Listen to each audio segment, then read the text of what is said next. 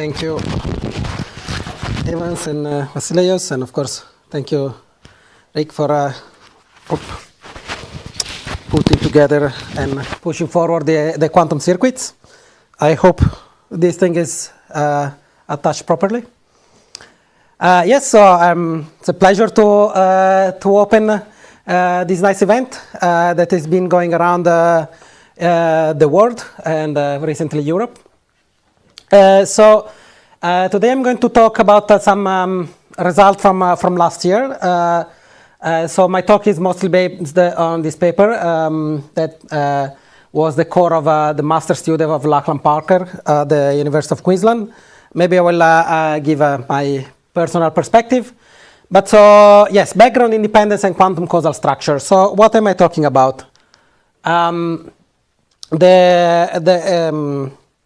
The setting here is coming from considerations about combining quantum theory and gravity. As we know, it's one of the outstanding problems in theoretical physics to have a fully working theoretical background and predictive background framework for quantum gravity. But there are some conceptual issues that underlie some of the technical issues, and there are two that I would like to focus on in particular. The first concerns causal structure. So if you think about the theory of general relativity, it has a dynamical causal structure in the sense that space-time, and in particular causal relations, are not fixed a priori, but can depend on the mass and energy content of your system. On the other hand, quantum theory has the property of having indefinite properties. Mass and energy can have not well-defined classical values, can be in superposition, and so it's expected when you put the two things together, some kind of indefinite causal structure should emerge. The second issue is background independence. This is a more standard, more typical topic discussed in the foundations of quantum gravity. And the idea is that general relativity is a background independent theory, so it's formulated without a reference to a particular coordinate system or to a particular background. And it's in principle unclear, or there are some issues in incorporating that into quantum theory. So regarding the first topic about quantum causal structure, in the last years, there has been quite some work in a general abstract framework for quantum causal structures in what is now called the process matrix formalism. So this is a relatively abstract framework, but it is intended to be operational in the sense it should be able to give physical predictions for general physical theories with the indefinite causal structure. So this means in this framework you can talk about Alice and Bob as performing some experiments, and you don't know in advance if Alice is sending a signal to Bob or Bob to Alice, or maybe in some indefinite causal order. And in principle, you can make physical predictions within this framework. However, the way this framework, and I will quickly review how this works. However, this framework is typically formulated in terms of labeled event. So we have some label A that corresponds to an operation A or an observable A that could be performed, and some label B, and so on. And so the assumption here is that you have some reference system that allows you to say what is A and what is B. So in this sense, this is a background-dependent theory. It's a background-dependent framework. And so the basic question is, can we make this background-independent? Can we talk about quantum causal structures without a direct reference to these background labels? How is it going to work? And that's the topic of this talk. Now, just to say, this is a forced exploration in this topic. It's certainly not the full story. But yeah, let's see what we can get from it. So first of all, let us review what does it mean that general relativity is background independent. So the starting point is the idea of space-time. Space-time is defined as a manifold, which essentially it means it's a set of points. So each point, ideally, you imagine it corresponds to a point of space and time. However, you can consider a relabeling of these points. If I say this is 1 o'clock in Stockholm, it means I have a physical reference system that says it's 1 a.m. Stockholm. But if Stockholm and 1 a.m. are all part of my description, I should be able to relabel arbitrarily my points without changing the theory. So a diffeomorphism is defined as a smooth and invertible relabeling of my space-time points. And there are at least two senses in which general relativity is invariant under diffeomorphism. The first is that the field equations, which are the Einstein equations, are invariant under general diffeomorphism. But then there is, in fact, a stronger, and perhaps not universally accepted, but I will say accepted in the mainstream interpretation, there is a stronger point that all meaningful observables are invariant. So it means it's not like you have a theory that has a physical symmetry, that the laws look the same in different reference frame.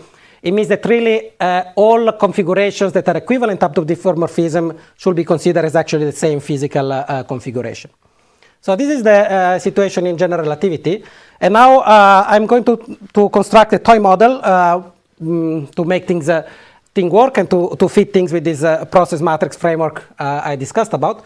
So in this toy model, instead of having a continuous manifold, we consider a finite set of points that are A, B, and C that we label, and these labels A, B, and C we can think of as our coordinates. And each point represents a point in space and time.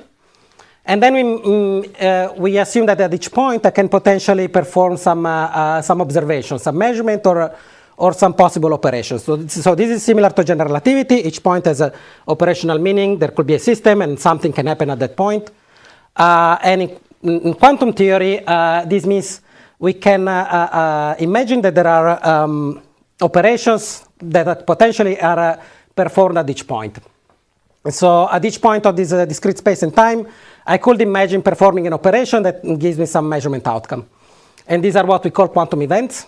And now very, very brief review of what is the theory of quantum events or quantum operations. So an event most generally, or an operation, is described by thinking about two Hilbert spaces that represent the physical system just before and just after the operation. That can be a measurement or any operation.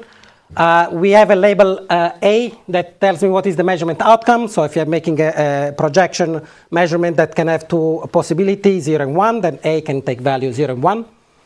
And these are completely positive maps, which is just the technical definition. But the interesting thing is that there is a powerful isomorphism that is called the Choi isomorphism that allows us to represent these operations as an operator on the tensor product.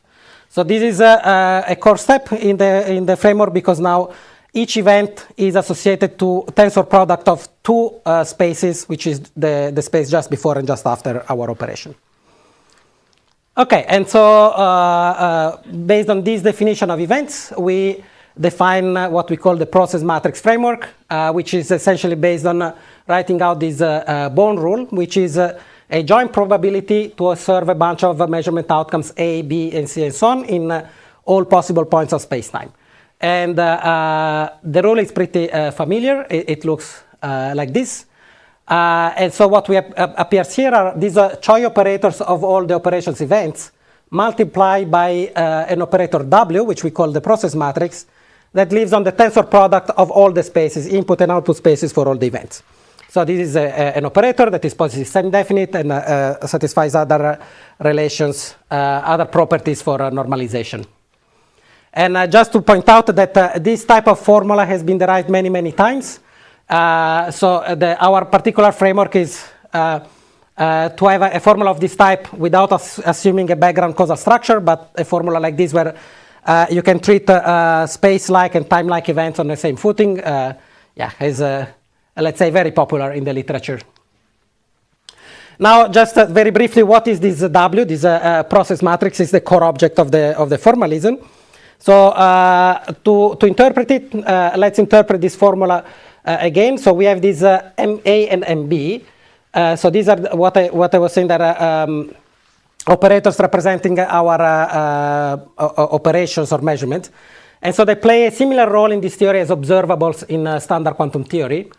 And in this sense, W plays the same role as a state. Now, the really key point is that for each space-time event, we have these two Hilbert spaces. So in ordinary quantum theory, a state is understood as something at a given time, while here our process lives on a tensor product of Hilbert spaces for each time. So if I have a single qubit and I measure it 3 times, then you have the tensor product of 3 spaces. Each space is 2 qubits, 1 input and 1 output. So you can think of this process as a state over space-time, with some additional constraints that we will not really discuss. These are more technical details for the purpose of this talk. And just to give some examples, in particular,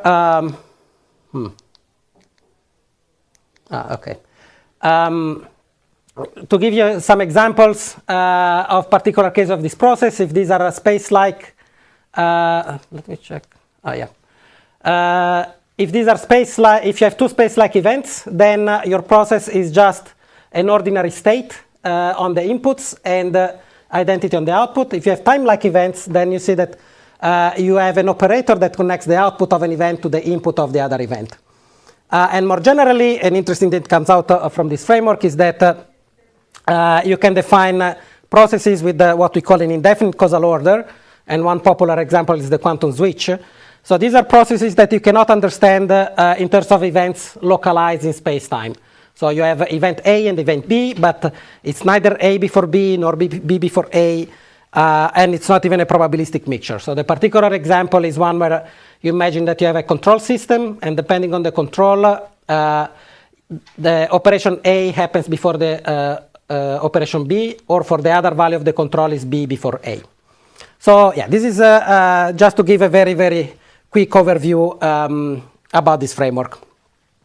Okay, so this is a sort of the standard framework, and the way it is usually used is, as I said, with labeled events. So this is usually meant to describe some kind of laboratory setting or some particular experimental situation where we just choose some event A, some event B.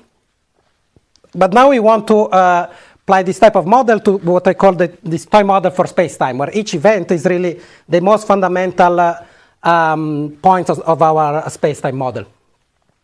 And now, as I mentioned, the fact that we have this label A, B, and C is equivalent to assigning coordinates to the space-time events.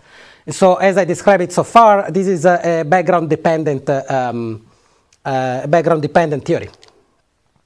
So to understand how to go to a background-independent formulation, we have to understand what happens to diffeomorphisms. And now, because we have a discrete set of points, our relabelings are simply permutations. So, of course, the continuity and differentiability part doesn't play a role here. So it's just when we send A to C and C to B and B to A, something of this type. This is what we call a change of a coordinate system, or the analog of a diffeomorphism. So in short, permutations can be understood as discrete diffeomorphisms. Okay, and so from here on, it's almost an exercise. Well, not exactly, but so what we want to do is to define a theory that is independent after permutations, which are these discrete relabelings. And so just to add a little bit of notation, so what happens so our theory is defined by operators on this joint Hilbert space for all events. And so the action of permutation is what you should expect. If you have rho on a system A and sigma event B, if you swap them, you put sigma on A and rho on B. So this is the obvious way permutations act on tensor products. For the purpose of this talk, I'm going to assume that all dimensions are equal, but this can actually be generalized. This is not even in the paper, it's only in the thesis of Lachlan-Parker. And we simplify a little bit of the notation. We don't write tensor products explicitly. So, okay, what does it mean that our theory is background independent? It means that our probabilities are invariant under permutation. So the probability of obtaining outcome A at point A, outcome B at point B, outcome C at point C should be the same as obtaining outcome C at point A at point B, outcome B at point C, and so on. And so, well, at this point, this is the point where maybe this is a little of an experiment, how this is going to work, in the sense that we are going to impose this invariance using the standard tools from what is called the theory of quantum reference frames. So this is the theory that tells us how to describe something independent of a background reference frame. So our reference frame is the labeled reference frame in this case. And so the relevant group is the group of permutation that defines transformation according to this reference frame. And there are essentially 3 equivalent ways we can model invariant probabilities. And they're all based on this object which is called the twirl, which is taking any operator and is summing it over all the group elements. So in particular, you take any operator on this tensor product and you sum all possible permutations so that you get an invariant operator. And so there are these 3 ways. One, you keep a non-invariant process, but you make the operations invariant. And you can give some interpretation. So there is you can interpret this formula as saying there is a background, it's given by this WAB, but we can only access permutation invariant operations. Another way you can keep your operations non-invariant, and you can symmetrize the process. So you can say that in this case, I do have access to the points A and B. I can make operations that distinguish these points, but my background process is invariant. Or you can make everything invariant, and all these 3 formulas give you exactly the same type of predictions. But this last one is suggestive that you don't have any access to a background reference frame, and the process itself is invariant. So that's the most, let's say, invariant looking formula of all the 3. And maybe one thing to note is that the notion of definite causal order or fixed causal order, the notion of fixed causal order disappears in this case because we are twirling A before B and B before A, so it cannot be a fixed causal order. And so just to very briefly mention, I'm going to finish in a minute. One of the obvious things we would like to know is how do we reintroduce ordinary predictions, because at the end of the day, most physical scenarios require making prediction relative to some reference frame. And so this we can do again using a relatively standard tool from the theory of quantum reference frame. Essentially, it means we can introduce for each local event an extra system, which is our reference system. And so when we say we make a measurement at point A, what it means is that we measure our system and our reference system. And if the reference gives out the outcome A, that's what defines point A. And so in this case, you can go from the invariant picture to the non-invariant picture in a standard way. And there are some interesting results. I will not spend so much time. Typically, when you have invariance, you have some associated charges. So you can, there is a general theorem that if W is invariant under these group actions, you can sum it as a mixture of irreducible representations. And usually this is interpreted as some kind of superselection rule, where you say, well, there is some quantities that cannot be superposed essentially, and so our process can have only this quantity as being type 1, type 2, or type 3. There is an interesting result that, in fact, these are kind of genuine mixture in the sense if you have W that is a valid processes, these component Ws might not be valid processes for each particular charge. Maybe the very last thing is what I discussed so far is really what we should call classical permutations. And so to think of it in a slightly different perspective, or a classical reference frame transformation, this is like saying if I have 2 objects that are at distance d, it's exactly the same configuration as I move everything by a fixed distance. So this is a particular type of diffeomorphism. But then probably our theory should go a step beyond and say that include quantum reference frame transformation that says a distance, an object 1 at the distance d from object 2 should be the same as having a superposition of 2 objects at that particular distance but displaced by a certain amount. So this type of transformation will not be included in our work, and it's work in progress to see how to include this most general structure. And I'll put up some conclusions, and if there are any questions, I'm happy to take them.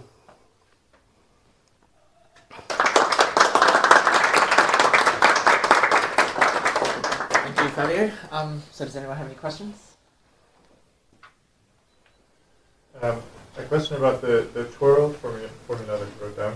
Yeah. Could you also apply the twirl to the product of the 2 things? And is that different or equivalent to one of the other 3? Yes, so if you mean to apply the twirl directly to the to one twirl to the whole thing inside, the trace formula, that's not going to work because you see that the twirl is a unitary to the left and a unitary to the right. And so if you put it in the trace, just the unitaries disappear and then this twirl doesn't do anything. So actually that's an interesting thing because doing that is essentially just a change of basis. So you can say another way. You can say I can change operations and processes, the basis for both, and then I get exactly the same formula. But that doesn't give me an invariant probability. That just gives me different ways of writing the same non-invariant probability. It's an interesting point. This was some confusion from some referees, if I can add. Yes. Is there an implicit assumption here about the indistinguishability of the events? There is the assumption that in the theory, relative to, so in the gauge broken theory, if you want, or the theory relative to background reference frame, the events are distinguishable. And they're distinguishable in the sense of, as in ordinary quantum field theory, if you have a region A and a disjoint region B, these represent distinguishable degrees of freedom, regardless of underlying statistic, boson, fermion, or whatnot. When you go to a background independent theory, then essentially the meaning of events, so the individual events lose meaning. So it's not even that there are indistinguishable events. You don't have a direct interpretation of the theory in terms of events. And this interpretation only re-emerges if you include this physical reference frame that allows you to distinguish events, essentially. So yeah, in the final theory, essentially distinguishability of events is recovered through a physical system and is not assumed in advance. Just one small question. So I know this is all finite dimensional, so tensor products are okay, but is it natural to formulate it as in the commuting frameworks? You mean algebraic quantum field theory? Even not quantum field theory, I mean just in the language of like where instead of doing a partitioning of Hilbert spaces from the start, I just rephrase everything in terms of the fact that MA and MB are like commuting and whatnot. Or is it not natural? It's probably fine. In the way I presented, the tensor product structure is fixed because all we are doing is just making permutations. So there is a preferred tensor product structure assigned to event A, event B, and event C, which is like saying there is a preferred notion of a classical space-time. If you want to include what I was talking at the end, saying at the end, quantum reference frame transformation, that is something that is going to change the tensor product structure. And so in that case, so I think what you say is correct, that you can just rephrase everything in terms of commutation, but I think it's going to be equivalent to the tensor product. But I think the other relevant point is that, yes, in general, one should consider a more general framework where this tensor product structure is not fixed a priori, and you can change it through an appropriate definition of quantum diffeomorphism or quantum permutation, and that's the aspect that is not fully worked out. What does it actually mean to have a quantum coordinate frame? There are many approaches about quantum reference frames, but yeah, there is still work in progress. All right, thank you, Fabio.